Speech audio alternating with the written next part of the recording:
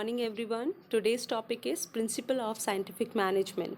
These principles of scientific management are given by Frederick Taylor, who is also known as F.W. Taylor, and he is also known as father of scientific management.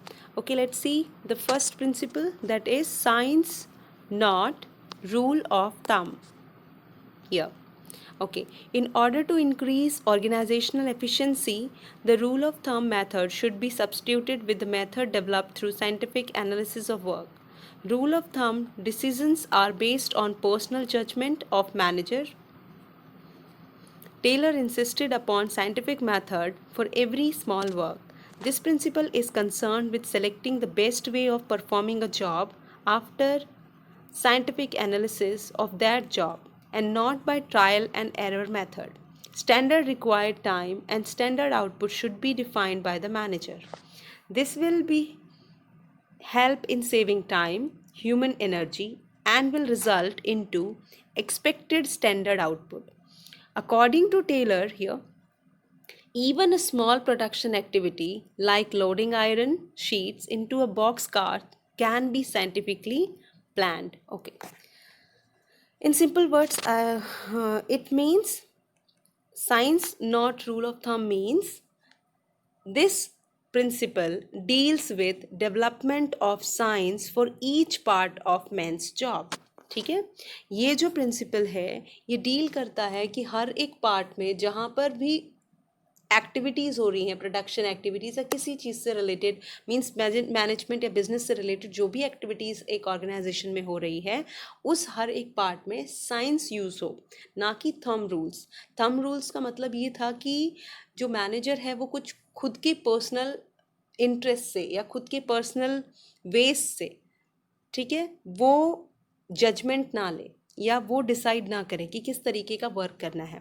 हर एक place पे क्या होना चाहिए, scientific method use होने चाहिए, ठीक है, चाहे वो एक स्मॉल वर्क हो या बड़ा वर्क हो, ठीक है। इससे क्या होता है, टाइम सेव होता है, ठीक है, स्टैंडर्ड आउटपुट मिलता है। Okay, in simple words, I will tell you, according to this principle, the manager should use the scientific method to determine every activity performed by the employee in organization. ठीक है, ये जो principal है ये क्या बताता है, ये बताता है कि इससे पता आप कर सकते हो कि कितना एक्टिविटी एक एम्प्लॉय ने एक ऑर्गेनाइजेशन में किया है, मतलब एक टाइम पीरियड में एक एम्प्लॉय कितना काम करता है, ठीक है, ये भी आप इससे पता कर सकते हो। For this he should consider the following points. अभी ये पता करने के लिए F.W. टेलर ने कुछ पॉइंट्स दिए हैं, ठीक है। सबसे पहला पॉइंट है to calculate the time required for each job by observing the employee. इस मेथड से क्या होता है, अगर आपको टाइम कैलकुलेट करना है कि एक सिंगल पर्सन कितना काम करता है, कितना टाइम लेता है एक वर्क करने के लिए, ठीक है, आपको सबसे पहले ये ध्यान देना होता है, ठीक है, तो आप ये कैलकुलेट कर पाते हो इसके मेथड से, ठीक है। तो अब सेकेंड है to determine how much work can an employee perform in a day. इस मेथड से आप ये पता कर सकते हो कि कितना काम एक एम्प्लॉय एक दिन में करता है। Next is to find out the best way to do a particular job, ठीक है, कौन सा नया तरीका है, कौन सा इनोवेटिव वे है, ठीक है, कौन सा साइंटिफिकली वे है, अलग सा तरीका है जिससे कि जो वर्क पहले एम्प्लॉय कर रहे थे किसी भी ओल्ड मेथड से या ओल्ड तरीके से, उसको कैसे अच्छी तरीके से अच्छी टेक्निक से किया जाए, मीन्स न्यू आइडियाज से, ठीक है।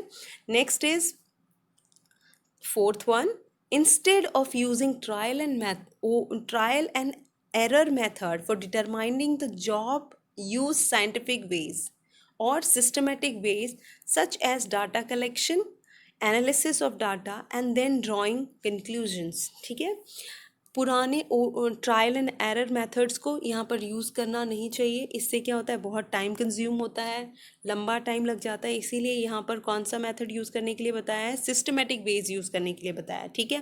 पहले आप डाटा कलेक्ट करो किसी पर्टिकुलर एक्टिविटी से रिलेटेड कि उसमें कितना टाइम लगेगा, कौन कौन सी चीज़ें ज़रूरत होंगी, ठीक है, एक काम करने के लिए। तो किसी भी फील्ड का डाटा पहले कलेक्ट करो, फिर एनालाइज करो उस डाटा को कि किस तरीके से हमें यूज़ करना है, कैसे उसको मैनेज करना है, ठीक है। उसके बाद कुछ वर्क करने के बाद देखो कि क्या कंक्लूजन निकलता है उसका, ठीक है। ये बेसिस सब बताता है, science not rule of thumb, okay. Now next is harmony, not discord.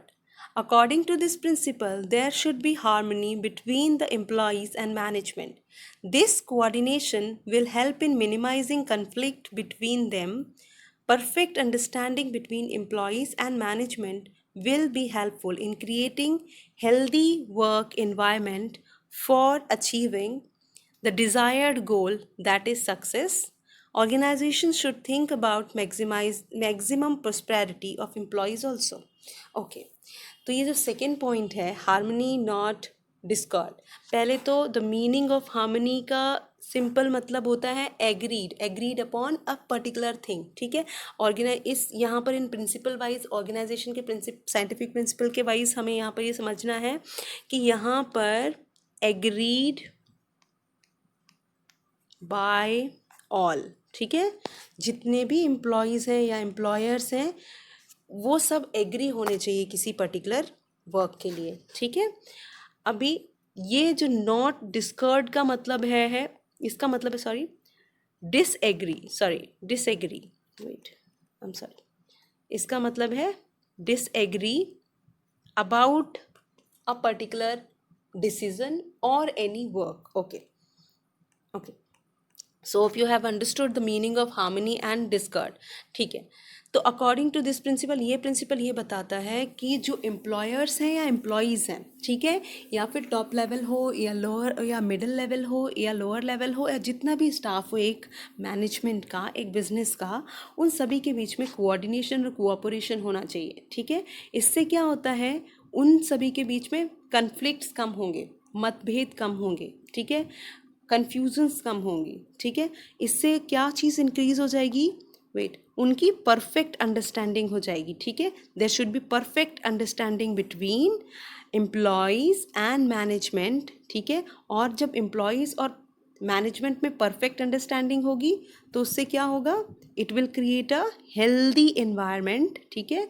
और हेल्दी एनवायरनमेंट होगा तो उससे क्या हेल्प मिलेगी, that will help in achieving the desired goal, ठीक है, और सक्सेस, ठीक है। Organisation should think about maximising prosperity of employees also, और फिर जो ऑर्गेनाइजेशन है उसको एम्प्लॉयज़ की प्रोस्पेरिटी मतलब उनके क्या कहेंगे, उनके पक्ष में भी सोचने का एक मौका मिलता है, मतलब उनकी अच्छाई के लिए कि क्या चीज़ है उनके लिए अच्छा है, मीन्स एम्प्लॉयज़ के लिए जो वर्क करती है ऑर्गेनाइजेशन उनके बारे में भी सोचती है। सो if you understood harmony not Discord, मतलब कि एक ऑर्गेनाइजेशन में एक पर्टिकुलर किसी भी चीज़ से रिलेटेड जितने भी मेंबर्स, जितने भी एम्प्लॉयर्स और एम्प्लॉयज़ हैं उन सभी के बीच में हार्मनी होनी चाहिए, एकता होनी चाहिए, कोऑर्डिनेशन होना चाहिए, कोऑपरेशन होना चाहिए। इससे क्या होता है, कन्फ्लिक्ट्स या कन्फ्यूजन्स कम हो जाती हैं, ठीक है। नॉट डिस्कर्ड का मतलब है डिसएग्रीमेंट नहीं होना चाहिए, ठीक है, कि एक पर्टिकुलर ग्रुप है वो किसी एक चीज़ से एग्री हो रहा है और दूसरा किसी चीज़ से एग्री नहीं हो रहा है, तो ऐसा कन्फ्यूजन्स नहीं होने चाहिए। सभी का एक ही एम होना चाहिए, एक ही तरफ उनका मोटिव होना चाहिए, उसके लिए सभी जब एग्री होंगे तो उस टाइप का वर्क होना चाहिए। इससे सक्सेस एक ऑर्गेनाइजेशन की एकदम फिक्स हो जाती है, ओके।